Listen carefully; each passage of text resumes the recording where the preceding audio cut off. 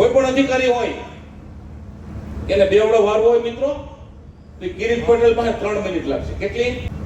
કોઈ પણ અધિકારી હોય એને બેવડો વારવો હોય મિત્રો તો કિરીટ પટેલ પાસે 3 મિનિટ લાગશે. કેટલી?